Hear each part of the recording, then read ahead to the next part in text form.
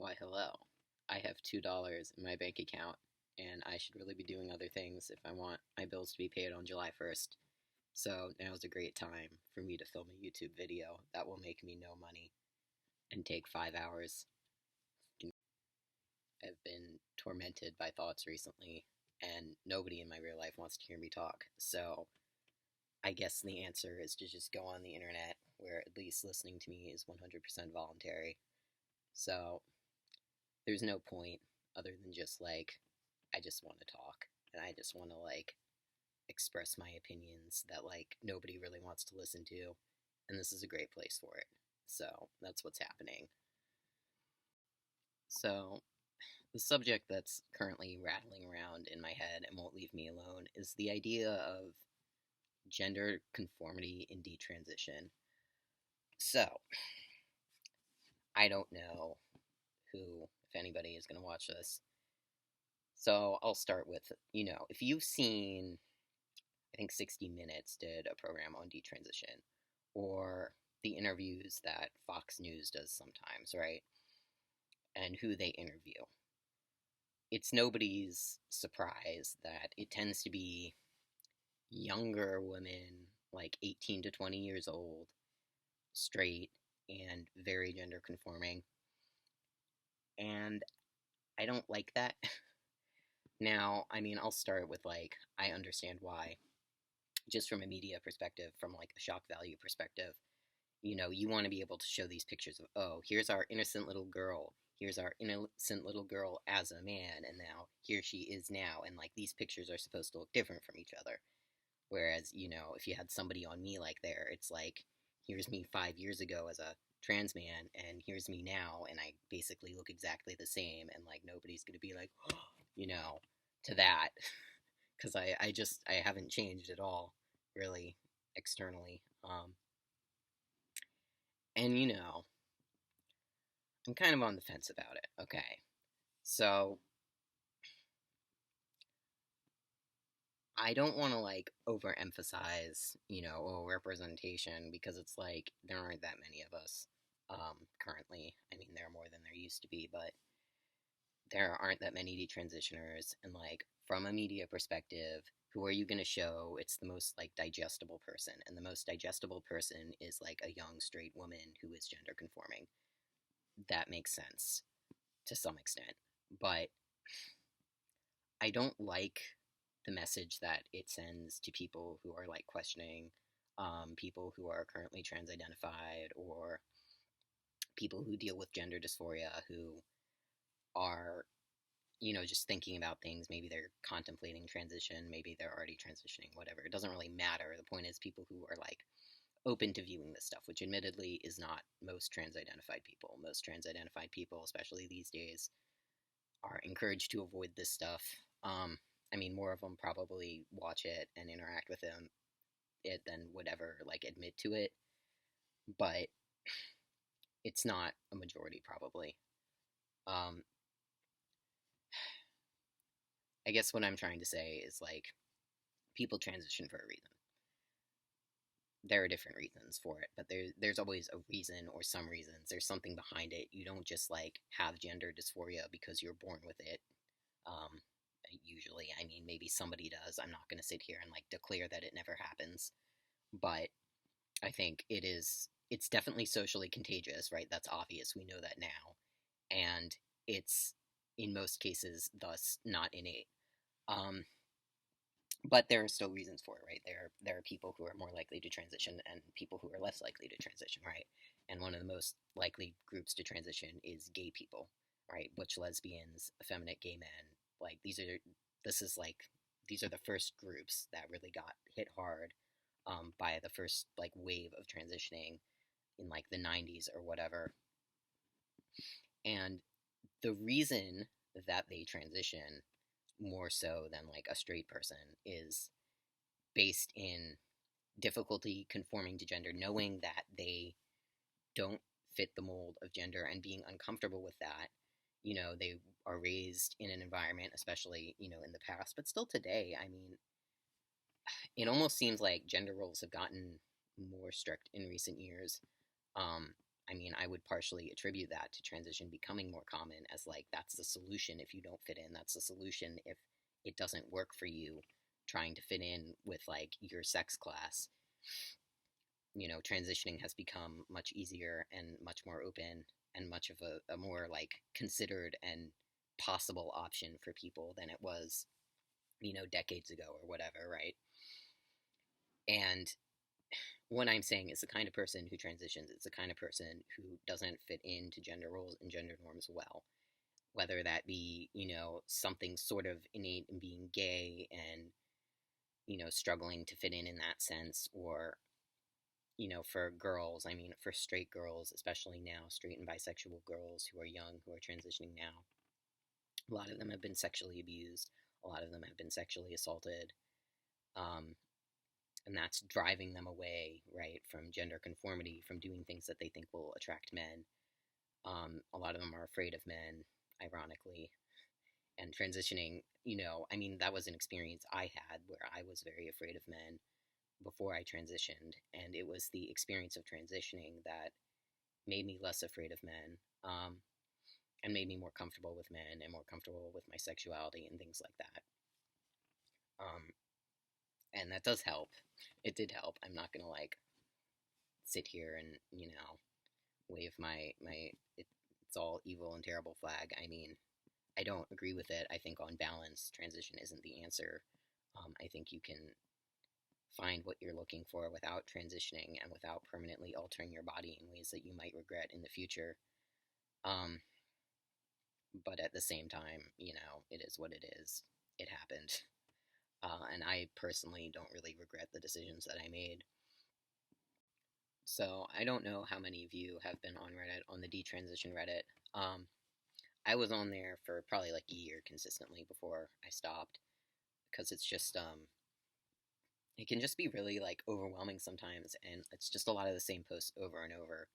And if you're like progressing, and feeling better about yourself and figuring things out, it can be difficult to participate there with any regularity, because it's kind of just the same content over and over, and it's people sort of stuck in the same like phase with things, like, you know, they're still questioning, or they're still struggling with dysphoria, and it's just a lot of the same types of posts over and over. But one thing you'll notice there, and something that really frustrated me there, is this pressure to conform, and this pressure to be gender conforming. And, you know, it's not explicit, it's not outright. I'm sure there are plenty of gender nonconforming women on that subreddit, and men. I mean, I mostly concern myself with women here, but um, and it is mostly female, that subreddit. But, you know, people will post selfies, or, you know, whatever, just pictures of themselves. I guess they're all selfies. I don't know what distinguishes a selfie from just a picture of you. I guess that you took it, so whatever. Anyway, it doesn't matter. Anyway, almost all of the pictures that you'll see on there are of gender conforming people, mostly girls, and they're trying to conform, they're trying to pass as female. And gosh, I mean, I don't want to like go off on the whole, I mean, I've already complained about this elsewhere many times, is treating detransition as transition 2.0, right? You're just doing it again the other way, and you have this checklist, and it's like, I want to pass as female is like one of the things on your checklist, and like growing my hair out and wearing makeup again, blah blah blah, like when buying women's clothes, whatever. And like, I'm repulsed is a strong word. I'm put off by that. Let's just say that. Let's cut repulsed. I'm not repulsed. Um, but I find that to be frustrating. Um, Not that it exists, because of course it's going to happen. And the younger the kid is when they transition and when they detransition, more likely it is that their goal is going to be gender conformity, because they regret it, or they feel, you know, at that age, the way you view life is very different and much more black and white, and much more like if you did something wrong, you just want to like erase that. Um, rather than having, I guess, a broader perspective on it. And so it does make sense, but there is a real like lack of gender nonconformity there, especially visibly. And I, it's something that like consistently comes into my mind and bothers me, and that I think about a lot. Is just like the message that this stuff sends um, to people who are still trans identified or dealing with gender dysphoria, that there's still, it's still very like this or this. It's very men are like this, women are like this, and you're a woman and you just have to deal with the fact that you're a woman and do the woman things basically. And so that concept obviously makes it much more alluring to like, okay, well, I fit this option better, I want to pick this option, and I can do that now, that's allowed now, that's easily accessible now. And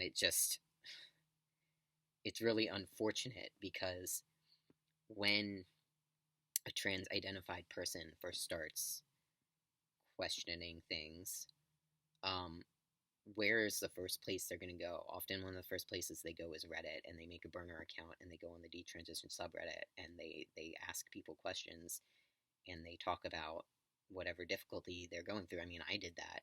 It wasn't a burner account, but I'm not gonna. Nobody knows my Reddit on here, and I'm not gonna let anyone know.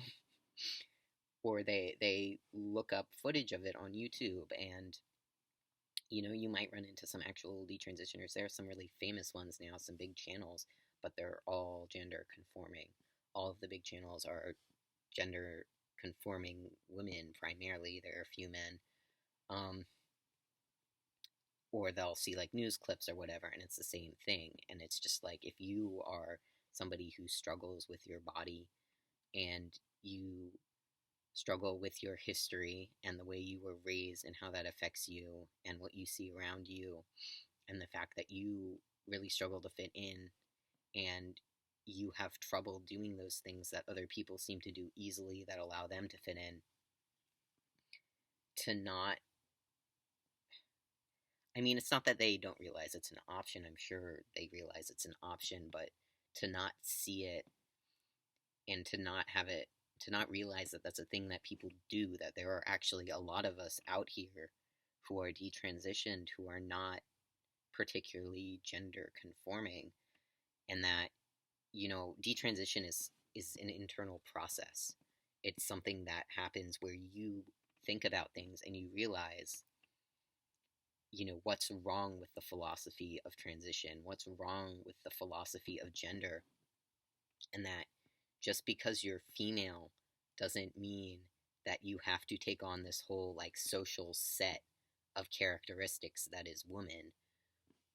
And when the only representation of that people see is transition, I worry about people, and I wish there was like more options sort of out there that you could see every day, of like women who don't do the woman things, who are still women because you're just female and you're allowed to just be female and not have that mean anything. And I really, when I was on Reddit, when I was active on Reddit, I would sort of go out of my way to make long posts and to try and help people. And when I think about the things that I said that were most effective, a lot of them were sort of in that realm of like, hey, you can just be female and that doesn't mean anything about you, and you don't have to try to pass as female. Like, you don't need to pass any tests to be female. You're female. Like, that's it. You just are. And it doesn't have to mean anything. And you don't have to, put on an act or try to pass as something, or, fit other people's idea of what a woman should look like and what a woman should be. And it really, I think we could reach a lot more trans identified people and a lot more people who struggle with gender dysphoria if that were presented more, if that were open more, if there was more of this like conversation around what gender means, and the fact that you don't have to participate in it and you don't have to be a part of it, really, to the extent, I mean, obviously we live in a society and whatever, but you don't have to do all that stuff. You don't have to wear the makeup. You don't have to grow your hair out. You don't have to wear women's clothes. You don't have to wear a bra. You don't have to do anything. Like, you're allowed to just be the way that you are, and you're still female, and you're still a woman, whether or not that word is still upsetting to you.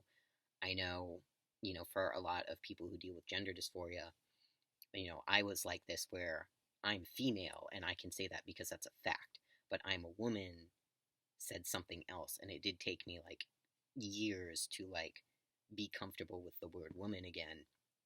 But the point still stands. I mean, you don't have to be there. There's no obligation for you to have like completed this process, and already be there to where you can understand that other people's conceptions of women don't bear on you, and you can still be a woman and not have that mean what other people think it means, right?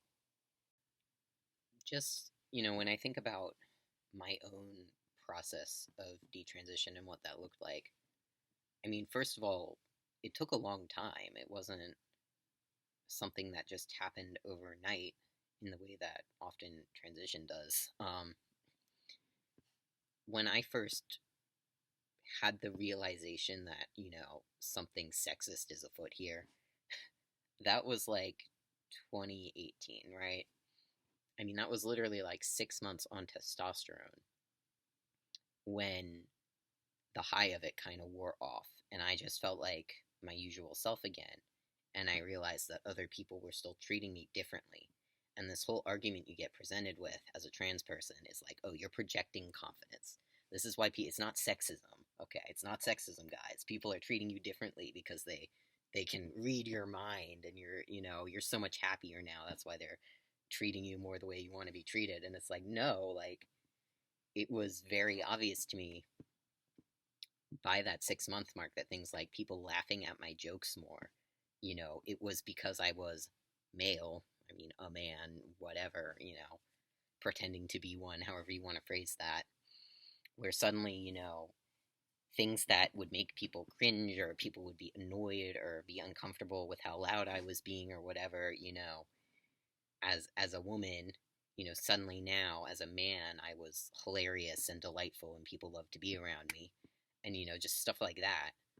Where it just reached a point where it's like, okay, well, I feel the same, right? I've crashed the testosterone high that's gone now. I am not projecting confidence. I can tell you that much. I was not projecting any confidence to anyone, and it still was very clear that people were treating me differently in ways that, as somebody who had never really thought much about sexism or thought much of sexism, that was my first real experience of realizing that, hey, like, actually people are really sexist, and you don't realize that if you haven't been on the other side of the fence in a lot of ways, um, because you only have your own experiences in life. You only know what you know, and if you've been a girl your whole life, you don't know any differently. You don't know how it is to be treated like a man until it happens to you, and like the respect you get, and the nice small talk, people just being nicer to you in a lot of ways. I mean, it's also true that you lose things.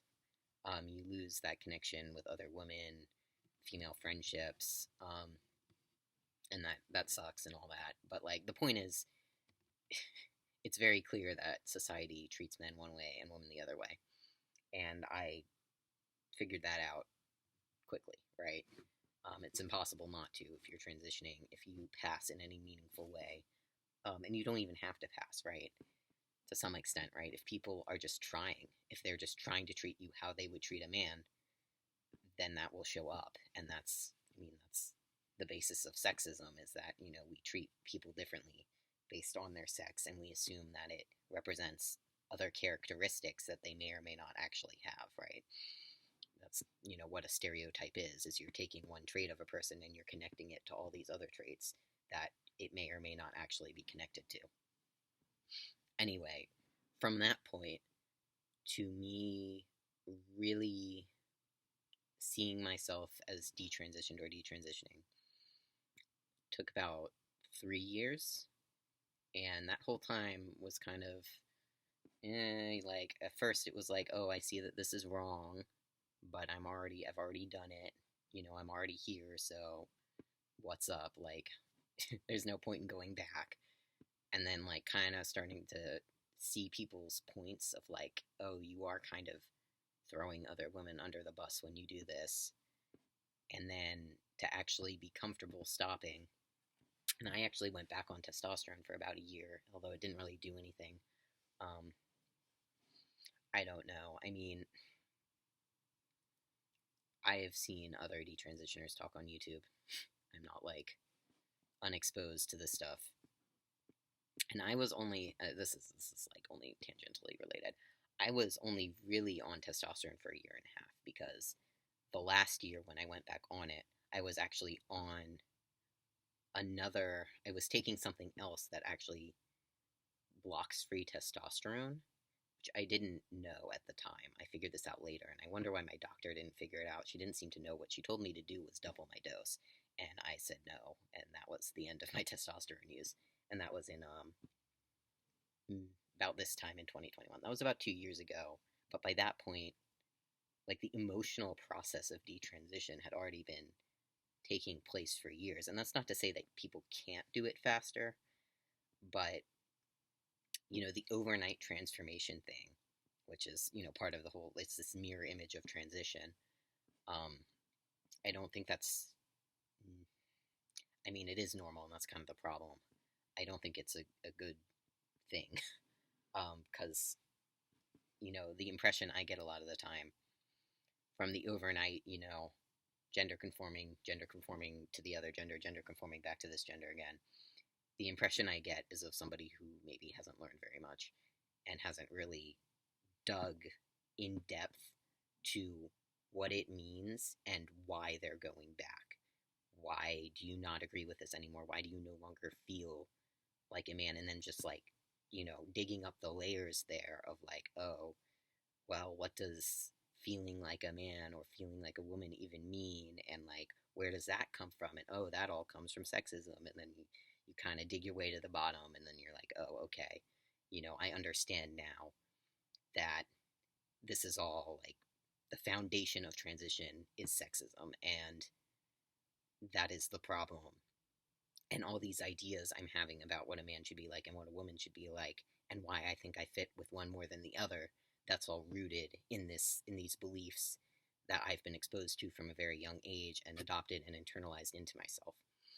So that doesn't happen in 2 months. It just doesn't. And I think a lot of this is rooted in that, and also just the age bracket having gone down, right? How much capacity does a 15-year-old really have to dig that deep and to come to these realizations? They don't, and if they do, they're not going to finish that process for several years anyway. So I don't know. I really, I mean, look, teenagers are teenagers, and they're going to be teenagers, and they're going to do things quickly and impulsively, and they're not necessarily going to dig to the bottom of everything. And is it good that a teenage girl is getting off testosterone? Yes, that is a good thing. Testosterone is terrible for you. It's been intentionally, in my opinion, covered up how bad it is for you. If you want to know how bad it is for you, go do some research into the East German women's Olympics team and see all the things that your doctor has not told you, because it is terrible for you and it has permanent effects that are bad for you. Good, get off testosterone if you're on it. If you are considering doing so, just do it. But beyond that, detransition is so much more than that. And to miss out on that process and to just not learn anything from your experience and just flip back and forth like this, what's really changed? Like, what's to stop you when you start feeling bad again from going back to it? It just, I think detransition is a very lengthy endeavor. And figuring out how you feel and why what happened happened and what's going to stop it from happening again, what's changed, is a really long process. And it's not easy, and that's not to say you have to have it all figured out on day one. But it is to say that to then take your day one pictures and be like, hey guys, I'm detransitioned now, this is what detransition looks like, that's not great either. And you probably shouldn't do that, because your opinions are going to change and your feelings are going to change, and you're going to have a lot of realizations and a lot of new thoughts come in over the next, months and years that really, maybe you don't want to like be announcing this publicly on day one. And I mean, it's not useless. There are people who have done that, and sharing that process, you know, it can be good, and it can be good for other people to see what that process looks like, but it's also not representative at all of the final result. And I think the final result is more of a testament to what is good about detransition and what the process actually means. And the fact that people don't see the final result often. They see, 18-year-old girls who detransitioned 3 months ago and are getting interviews on CBS or whatever. And, that's not representative of what's going to happen and of what that looks like and of, the value that somebody can bring who has a deeper understanding, mostly I'm talking about older women, especially, I'm in my late 20s, but there are women out there in their 40s or whatever who have had a lot of experience and a lot of time with this, and who have really, they have a lot of value to share. And I don't see that, right? I see young girls everywhere. I see young girls everywhere, some younger men, some middle-aged men sometimes. I mean, like once, once or twice I saw that. I didn't dig into it. But like, I think, at least from the female perspective, it's primarily very young girls, and like, I would really like to see older women. I would like to see middle-aged plus women who have been through this, who have been through the ringer, who have been out of it for years.